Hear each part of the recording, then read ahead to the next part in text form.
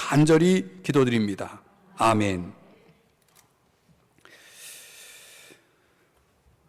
오늘 본문 말씀 36절에 보니까 꿈이 이러한즉, 자, 지난 시간 우리가 느부갓네살 왕의 꿈에 대해서 살펴보았죠. 사실 꿈이라는 것을 우리가 접근할 때에는 우리가 일상에서 꾸는 꿈도 있죠. 되게 일반 세상에서 이 꿈을 생각할 때는 되게 우리 마음의 어떤 소원이라든가 또는 어떤 열망, 우리의 현실에 있어서 어떤 간절히 바라는 무엇을 생각할 때, 그런 걸 반영할 때 꿈이라는 것을 생각하죠. 근데 우리의 생각과 의식을 지배하고 있는 어떤 심리적인 어떤 그런 것들을 파악하는 데 이용하는 수단으로서의 꿈, 그런 꿈이 있고, 또 오늘 이 느부갓네살 왕이 꾼 꿈은 좀 비상한 꿈이었죠. 그것은 계시적인 차원에서 하나님이 그에게 주신 꿈이었다는 사실이죠. 여러분이 느끼시겠지만은 꿈이라는 건 내가 꾸고 싶다고 꾸는 건 아니잖아요. 내가 오늘은 이 꿈을 꿔야 되겠다, 이렇게 생각하고 여러분들이 잠에 들었다고 해서 여러분의 의지대로 그런 꿈을 꾸는 것은 아니죠. 꿈이라는 것은 수동적인 성격이 있죠. 어떤 꿈을 내가 꾸느냐라고 하는 것이 내 선택과 상관없기 때문에 우리가 그것을 어떻게 받아들이고 해석하느냐가 굉장히 중요합니다. 그러니까 우리는 그런 일반적인 꿈의 차원을 지금 논하고자 하는 것이 아니라 오늘 이 느부갓네살 왕을 통해서 하나님이 주신 꿈에 대해서 이야기를 하는 거죠. 이런 계시적인 관점에서 꿈의 이야기를 우리가 나누고 있는 것입니다. 오늘 본문은 그 꿈에 대해서 왕이 자기가 꾸었지만은 도대체 그 꿈이 생각이 안 나고 그 꿈이 무엇을 의미하는지 도무지 알 수 없는 그런 상황에서 이제 우리가 지난주까지 살펴본 내용, 다니엘을 통해서 그 꿈이 무엇인지, 또 그 꿈이 어떤 의미가 있는지에 대한 해석을 알게 되는 내용이 오늘 본문의 내용이라고 할 수 있겠습니다. 그 꿈의 해석을 왕에게 이제 아뢰리다 그랬죠. 왕이 꾼 꿈은 다른 사람들에게는 은밀한 일이었고 왕조차도 그 내용에 대해서 아는 바가 없었다는 것입니다. 다만 하나님이 다니엘에게 알려주셨다는 거죠. 우리가 지난주에 보았던 큰 신상, 이 이미지가, 그림이 큰 신상이었다는 것. 금, 은, 놋, 그리고 쇠, 진흙, 이런 형태로 이루어진 아주 복잡한 어떤 재료로, 다양한 재료로 세워진 큰 신상에 대해서 본 것입니다. 하나님만이 볼 수 있는 것이었기 때문에 다니엘이 보았다는 것은 하나님이 알려주시지 않으면 안 되는 그런 차원이었겠죠. 그러니까 인간으로서는 할 수 없는 문제였기 때문에 이런 걸 우리는 기적이라고 말하죠. 그러니까 볼 수도 없고 또 알 수도 없는 어떤 것을 내가 보았고 알았다 한다면 그건 기적이죠. 그러니까 우리의 이성과 경험을 넘어서서 하나님께서 때때로 우리에게 역사하실 수 있는 방법이 그런 거죠. 우리의 생각, 이성, 우리의 경험, 그것을 초월해서 역사하신 하나님. 그러니까 모든 것을 아시고 모든 것을 할 수 있는 하나님의 손길만이 그런 일들을 가능케 하시는 것입니다. 그러니까 우리 인생에는 이런 기적들이 알게 모르게 사실은 우리의 삶에 주어진다는 거예요. 오늘 여러분들과 같이 살펴보게 될 이 느부갓네살이 꾼 꿈의 내용, 그리고 그 해석을 이 시간 함께 살펴보면서 은혜를 받고자 합니다. 첫 번째는 큰 신상의 내용, 우리가 지난주에 살펴본 내용보다는 해석적인 차원에서의 내용입니다. 2장 37절 한번 다 같이 읽어보겠습니다. 시작. 왕이여, 왕은 여러 왕들 중에 왕이시라. 하늘의 하나님이 나라와 권세와 능력과 영광을 왕에게 주셨고, 38절도요. 시작.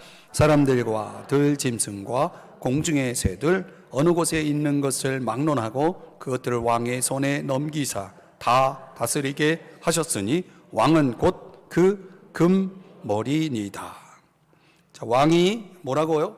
금머리, 가장 우에 있는 그 신상, 큰 신상으로 보면 가장 꼭대기에 있는 거죠. 이 바벨론 제국, 느부갓네살 왕이 지금 다스리고 있는 이 바벨론 제국은 BC 612년서부터 539년까지 이어집니다.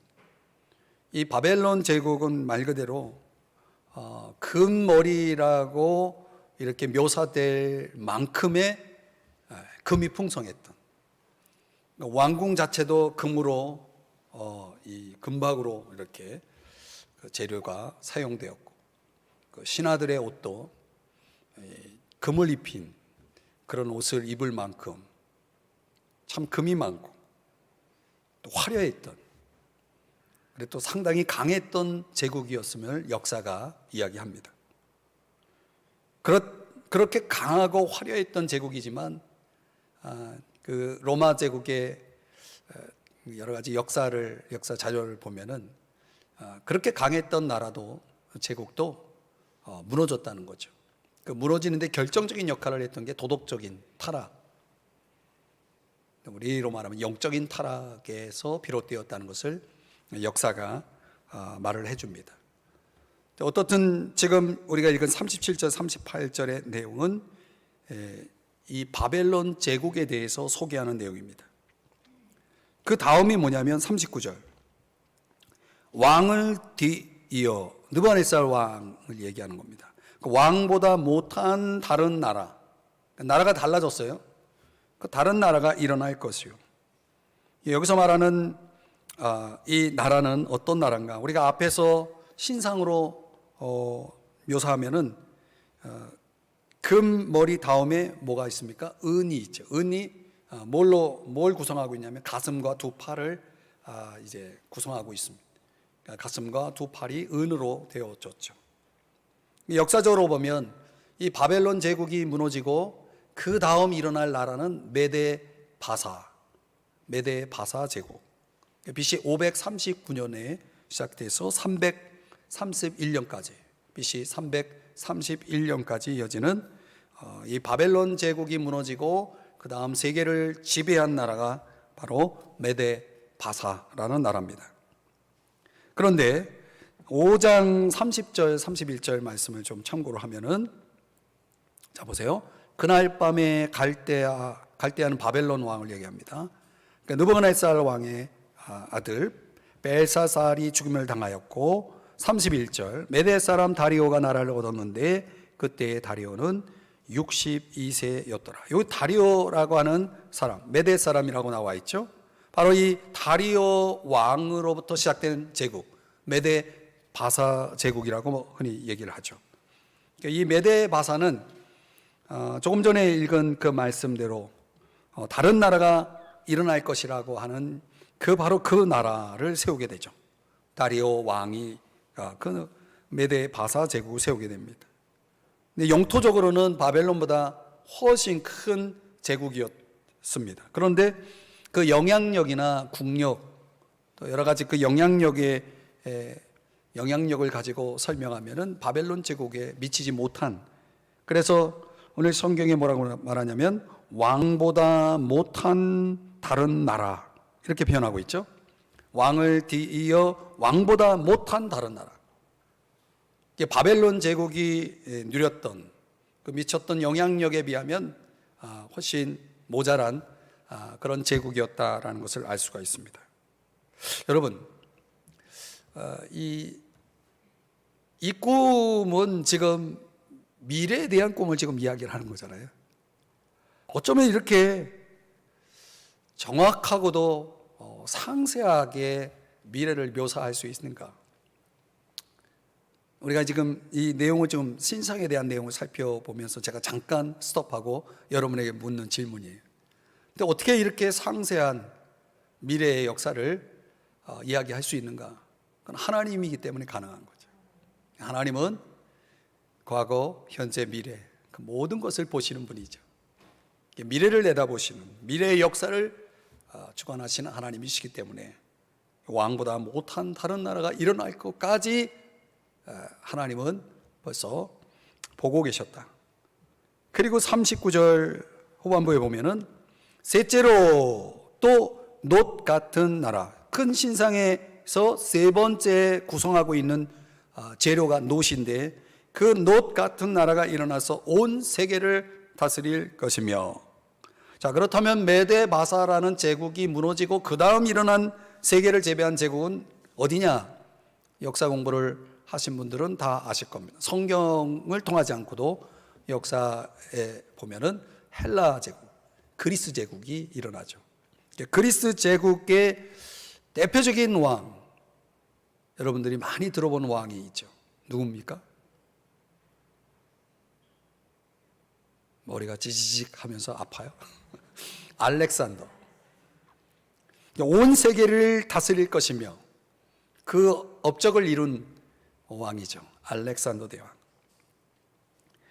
다니엘서 8장에 이제 여러분들이 이제 다니엘서를 계속 살펴나가면서 저 뒤에서 이제 보게 되겠지만은 다니엘서 8장 20절 21절에 보면은 이 내가 본 바 두 뿔 가진 양은 곧 메데와 바사 왕들이요. 그 다음에 이제 21절에 소개하고 있는 이 헬라 왕, 그리스 왕이 누구? 숫 염소는 곧 헬라 왕이요. 바로 이 사람이 누굽니까? 알렉산더를 가리킨다. 이제 학자들은 그렇게 보고 있습니다. 헬라 제국, 그리스 제국이 등장하면서 거대한 제국을 이루어서 온 세계를 지배하게 되는데 그 역할을 감당했던 왕, 그가 바로 알렉산더였다. BC 333년서부터 63년까지 이제 위세를 떨치면서 온 세계를 지배하게 되죠. 그 통치적 영향력이라는 게 어마어마했다라고 하는 것은 여러분들이 역사 공부를 통해서 들어보셨을 것입니다. 그런데 문제는 알렉산더가 죽고 나서는 나라가 많이 이렇게 분열되고 흔들리게 되죠. 물론 그 휘하에 있는 장군들에 의해서 나라가 통치가 되지만 그리 오래가지는 못하죠. 그러면서 이제 네 번째 그림으로 2장 40절로 이제 넘어가게 됩니다. 넷째 나라가 등장하게 되죠. 한번 40절은 다 같이 읽어보겠습니다. 시작. 넷째 나라는 강하기가 쇠 같으리니 쇠는 모든 물건을 부서뜨리고 이기는 것이라. 쇠가 모든 것을 부수는 것 같이 그 나라가 문 나라를 부서뜨리고 찢을 것이며, 자, 찢을 것이며. 그러니까 그 나라 헬라 제국이 이제 무너지고 나서 BC 63년경부터 시작된 나라, 그리스가 무너지고 어떤 나라가 일어나죠? 우리 많이 성경에서 많이 듣고 있는 로마 제국이 일어나죠.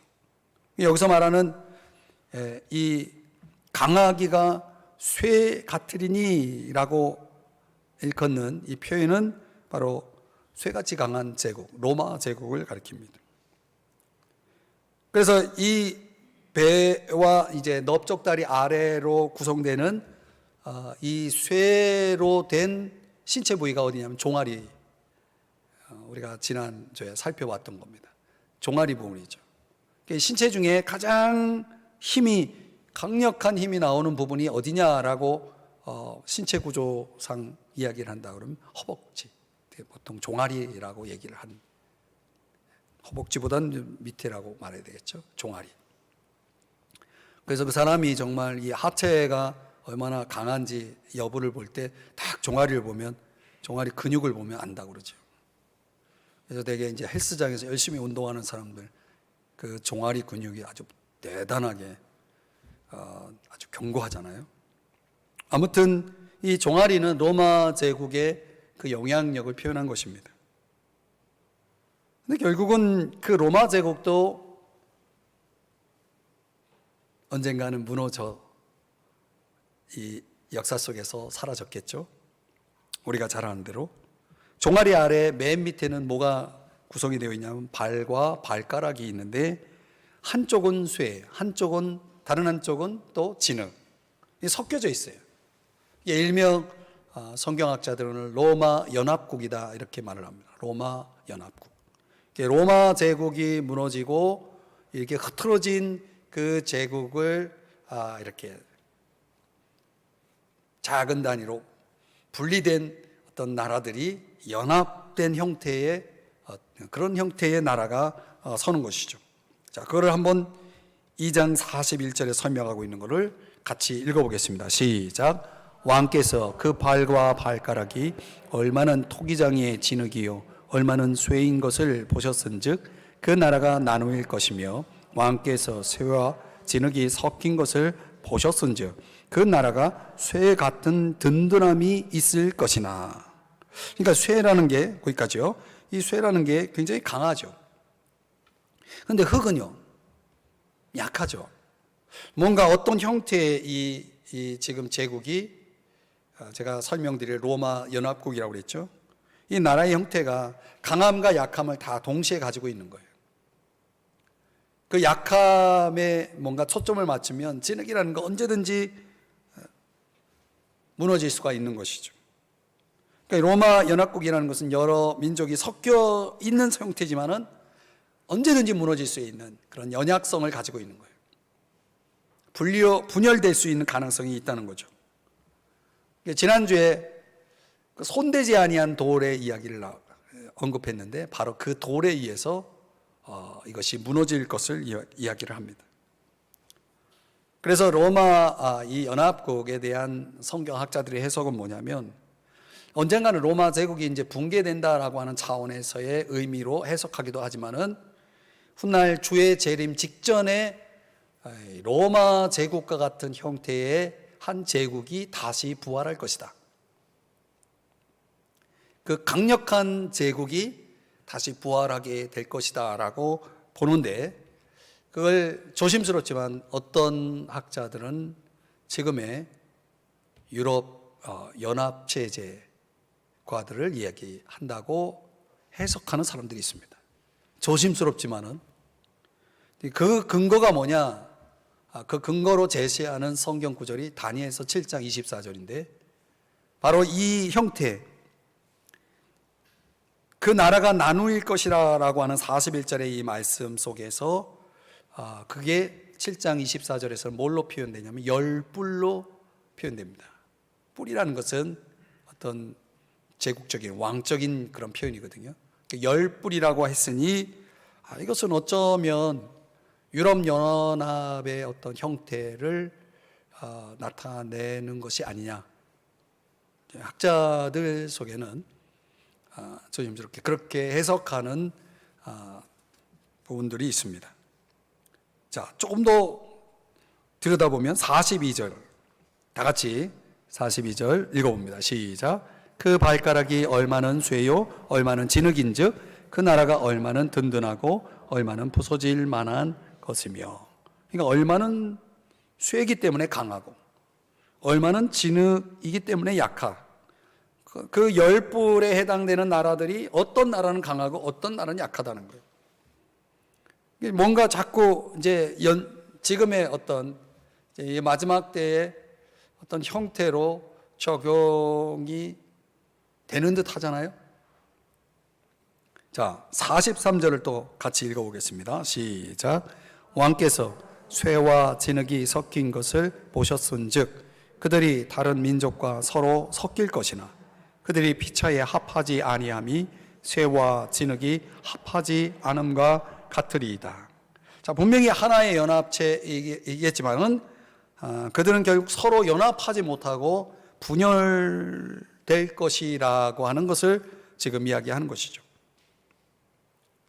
그렇다면 틀림없이 마지막 때에 이 지상의 연합체로 형성된 제국이 어떤 것이라고는 분명하게 말씀드릴 수가 없지만은 지상의 연합제국이 분명히 분열되고 혼란을 겪게 될 것을 이야기를 합니다. 그래서 좀 더 다시 한번 여러분들에게 조심스럽게 말씀드리지만은 그래서 어떤 학자들은 이제 유럽의 이런 공동정부 형태를 계속해서 주목하고 연구하는 그런 분들이 있어요. 뭔가 지금의 역사 속에 이 마지막 때를 살아가는 우리들에게 이런 형태로 존재할 수 있는 게 그런 가능성을 보이는 곳이 어디냐 라고 말할 때 그것이 유럽의 형태이기 때문에 그렇습니다. 그래서 열불이라고 하는 것을 굳이 문자적으로 막 적용하기 위해서 지금 유럽 연합체가 몇 나라인지 아십니까? 10나라가 아니에요.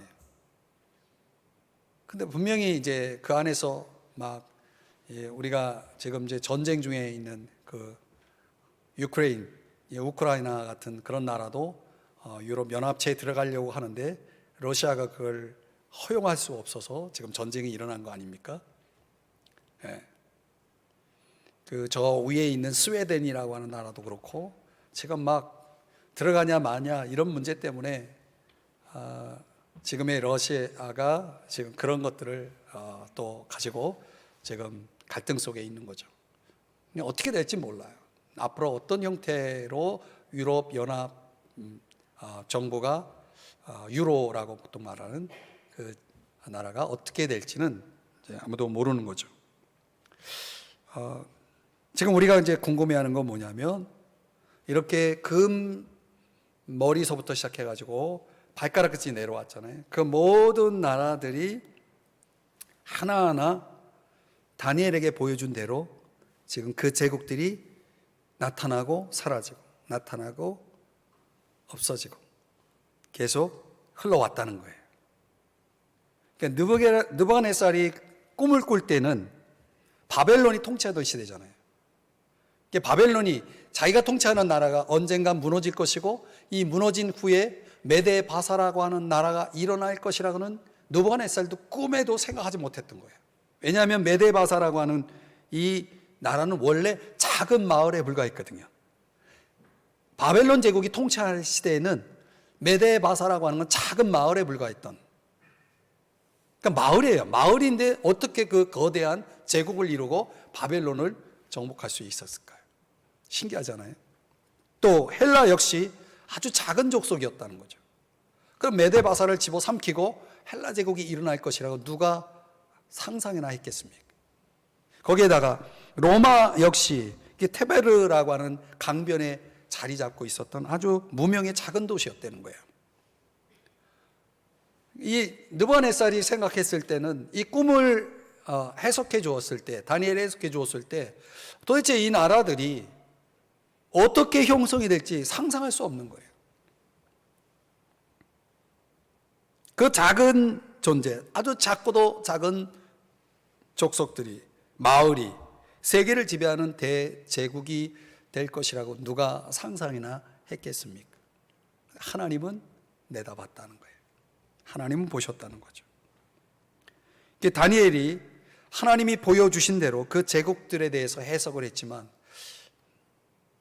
해서 우리가 이 말씀을 지금 보고 있는데 참 놀랍지 않습니까? 차후에 어떤 나라가 일어설 것이고 어떤 나라가 이 세계를 지배할 것이고 또 그 위에는 어떻게 될 것이고 하나님은 다 보고 계셨다는 거예요. 사랑하는 여러분, 그걸 우리에게 적용한다면 저와 여러분의 미래는 어떻게 될까요?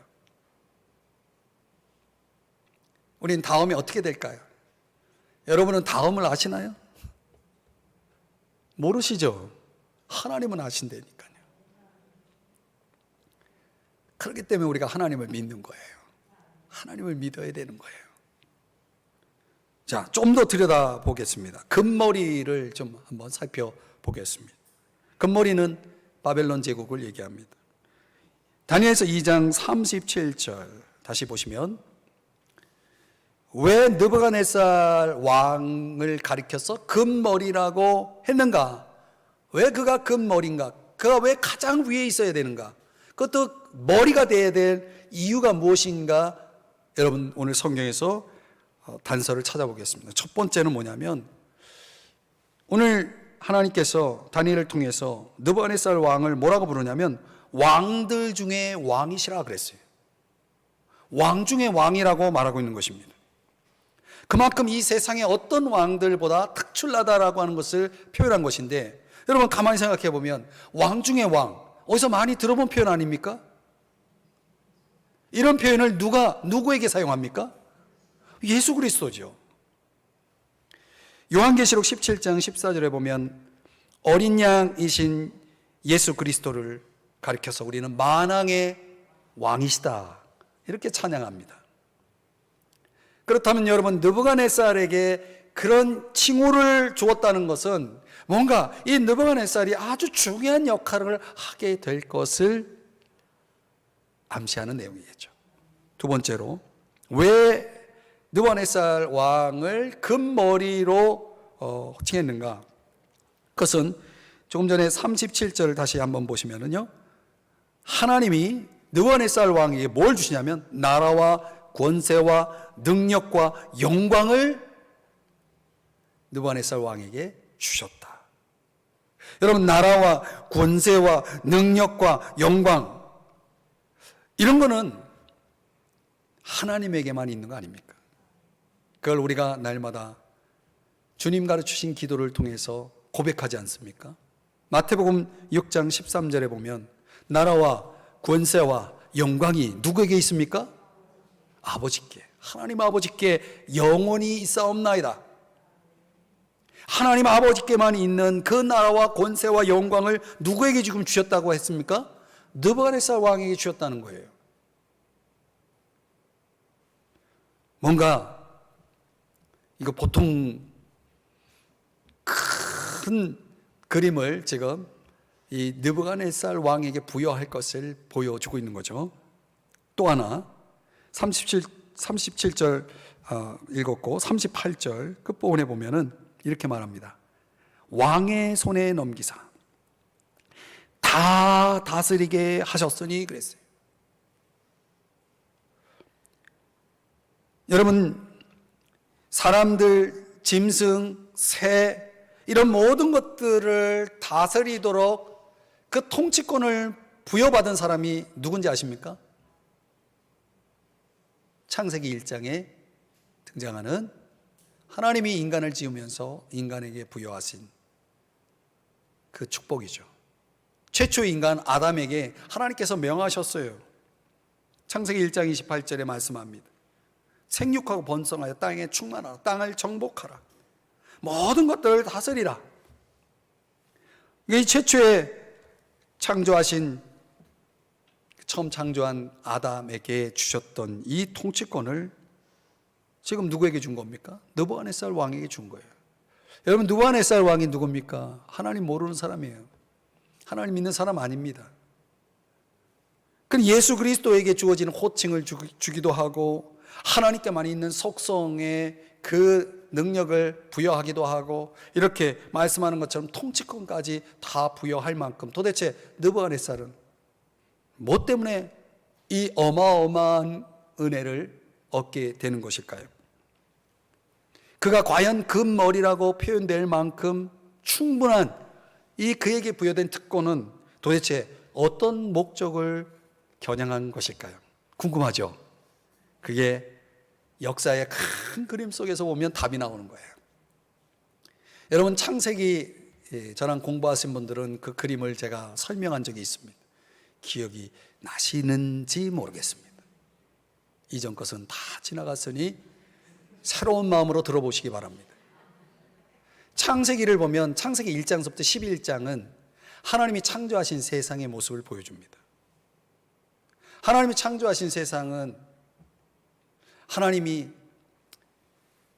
온 우주 만물을 창조하신 후에 그 창조하신 세상이 하나님을 섬기고 하나님을 높이고 하나님을 예배하는 세상으로 하나님은 계획하시고 목적하셨는데, 그런데 계속 인간이 뭐 합니까? 거부하죠.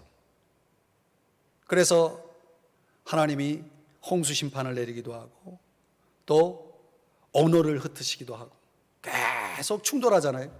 그러니까 하나님이 원래 창조하신 목적대로 인류가 움직이지 않고 하나님의 그 통치권을 거부하자 하나님께서 세계 중심의 역사를 바꾸셔서 이스라엘 중심의 역사로 바꾼 게 아브라함의 등장이에요. 그 세계 그 열방 속에 흩어져 있는 수많은 인간들 속에 한 사람, 아브라함이라는 한 사람을 선택해서, 그것도 갈대아 우르에서, 갈대아 왕 느부갓네살이 출현한 이 땅에서 바로 아브라함을 선택해서 이스라엘이라고 하는 나라의 조상이 되게 하죠. 그래서 이스라엘 중심의 역사를 창세기 12장서부터 계속 끌어왔어요. 그런데 지금 이스라엘이라고 하는 나라가 그 세계 중심의 역사를 주도하고 있어야 될 그 나라가 하나님을 거부했어요. 그래서 어떻게 됐습니까? 바벨론 포로로 잡혀갔죠. 그 이스라엘 나라는 거기서 끝이 난 겁니다. 그럼 하나님이 중심 잡아서 이 세계 열방을 통치하려고 하는 하나님의 계획이 거기서 틀어졌죠. 그래서 하나님은 다시 이스라엘 중심의 역사를 원래 창세기 1장서부터 11장까지 이어지는 내용의 세계 중심의 역사로 하나님 다시 바꾸기를 원하셨어요. 그래서 갈대아 우르에서 아브라함을 선택한 것처럼 하나님은 갈대아 왕, 세계를 지배하고 있는 세계 중심의 역사의 배후에 하나님이 있다는 걸 가장 잘 보여줄 수 있는 세계를 통치하는 왕 느부갓네살 왕에게 하나님은 그 모든 권한을 부여하셔서 이제 세계 중심의 역사, 다시 말하면 모든 세계를 하나님이 통치하고 있음을, 다스리고 있음을 보여주기 위한 통로로 누구를 사용하기로 결정하셨다는 겁니까? 느부갓네살 왕을 선택하신 겁니다. 이 말씀을 들으면서 감동이 안 오십니까 지금? 여러분, 하나님은 이 온 우주 만물을 창조하시고 주관하시는 분이십니다. 하나님께서 이스라엘 나라가 멸망하고 성전이 파괴되고 이제 끝장난 그 한 나라, 그 한 나라에 대해서 하나님이 거셨던 그 기대, 그 계획들이 무너졌을 때 결국 바벨론이라는 제국을 통해서 그 이스라엘을 치시죠. 결국 인류 역사는 다시 세계 역사로 전환되면서 하나님이 직접 세계 역사를 지배하고 다스리겠다라고 하는 의지를 드러낸 것이 느부갓네살 왕을 선택한 것입니다. 온 세계는 결론적으로 말씀드리면 주님의 손에 있는 것입니다.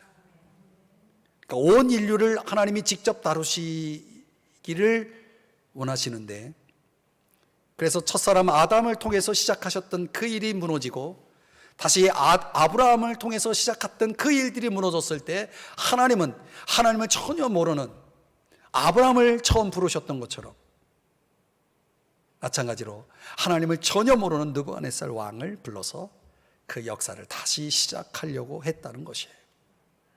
하나님의 이런 놀라운 역사적 섭리를 여러분 이해하시겠습니까? 그런데 오늘 다니엘을 통해서 느부갓네살 왕의 꿈을 해석해 주는 내용 가운데 우리가 가장 주목해야 될 나머지 하나가 더 있습니다. 그게 한 나라입니다. 44절 우리 한번 다 같이 44절 읽어보겠습니다. 시작. 하늘의 하나님이 한 나라를 세우시리니 이것은 영원히 망하지도 아니할 것이요 그 국권이 다른 백성에게로 돌아가지도 아니할 것이요 도리어 이 모든 나라를 쳐서 멸망시키고 영원히 설 것이라. 자, 여기 45절이라고 되어 있지만 44절까지의 내용입니다. 이 내용이. 그러니까 지금 우리가 여기서 의문을 던지면 도대체 세계 역사는 어떻게 진행될 것이냐라고 하는 것, 그리고 하나님의 백성으로 선민으로 선택받은 이스라엘은 언제까지 이 강대국의 지배 아래서 신음할 것인지, 더 나아가서 도대체 이 하나님이 창조한 세상, 인류에 대한 하나님의 사랑은 언제까지 이어질 수 있는 것인지, 이런 물음들을 지금 우리가 계속 던지면 그 물음에 대한 답이 오늘 지금 금방 우리가 읽은 44절에 답이 다 나와 있어요. 그러니까 하나님의 백성 이스라엘이 지금 역사 속에서 사라진 상태에 있지만 하나님은 다시 인류 중심의 이스라엘을 굳건히 중심에 세워서 세계를 통치하게 할 것에 대한 그림을 지금 이 44절을 통해서 보여준 거거든요. 그것이 바로 뭐냐면 한 나라를 세우겠다는 거예요. 오늘 설교의 마지막 하이라이트입니다. 한 나라를 세우시겠다. 그러니까 느부갓네살 왕이 꾸었던 꿈의 하이라이트는 한 나라입니다. 손대지 아니한 돌이 그 큰 신상을 한순간에 무너뜨렸는데 흔적도 없이 사라졌다는 거죠. 바람에 불려서 어디론가 사라져버린 흔적도 없는 상황에서 그 손대지 아니한 돌만 존재하는 그 상태의 그림을 가지고 지금 한 나라를 설명해 주고 있는 것입니다. 이 한 나라는 영원히 망하지 아니할 것이며 그 국권이 다른 백성에게 넘어가지 않을 것이고 또 모든 나라를 쳐서 멸망시키고 영원히 설 것이다.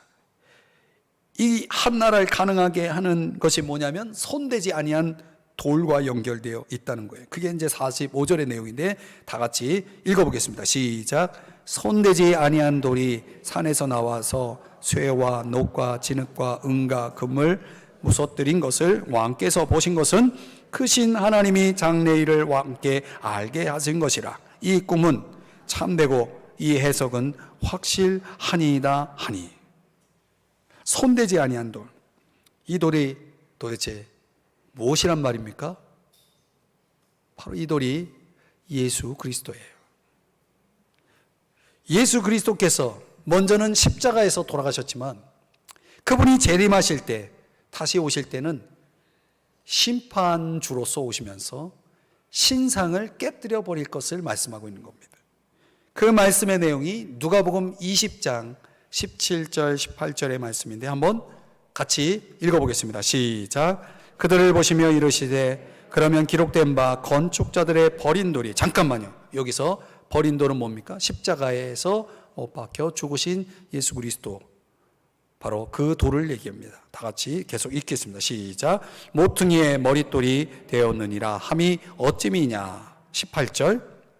무릇 이 돌 위에 떨어지는 자는 깨어지겠고 이 돌이 사람 위에 떨어지면 그를 가루로 만들어 흩으리라 하시니라. 여러분, 지금 우리가 읽은 이 누가복음의 이 말씀이 지금 조금 전 우리가 다니엘서에서 보았던 그 말씀 그대로 아닙니까? 여러분, 세계 열강을 무너뜨리고 새 나라, 영원히 망하지 않을 영원한 나라를 세우실 분, 손대지 아니한 돌, 그가 바로 우리 주 예수 그리스도라는 거죠. 그분이 재림하실 때 호련히 우리 가운데 나타나서 세우실 그 한 나라는 다름 아닌 하나님 나라인 줄 믿으시기 바랍니다. 그러니까 이 나라는, 하나님의 나라는 인간이 만들 수 없는, 인간이 세울 수 있는 나라가 아닌 것입니다. 그리고 이 나라가 세워질 때는 세상 역사는 끝이 나는 마지막 때가 될 것입니다. 이 역사 끝에 등장하게 될 최후의 한 나라가 바로 하나님 나라, 한 나라, 오늘 성경에 등장하는 한 나라가 될 것을 말씀하는 거예요. 그 놀랍게도 이 한 나라가 세워질 때 국권이 다른 백성에게 넘어가지 않는다 했으니 이스라엘 백성들이 다시금 그들의 국권을 견고히 하면서 그들의 역사의 중심에 다시 서게 될 것을 우리에게 암시하고 있는 거죠.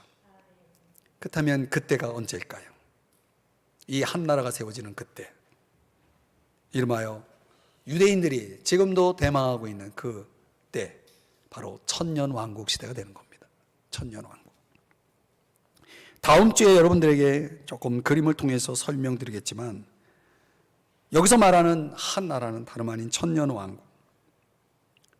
이 왕국이 세워지기 위해서 주님이 먼저 하시는 일은 그동안 세계를 인간적으로 잔인하게 지배했던 그들의 잔인성, 그들의 불의함을 심판하실 하나님의 심판이 그 앞서 천년왕국, 앞서 있을 것을 오늘 성경이 말씀하고 있는 것입니다.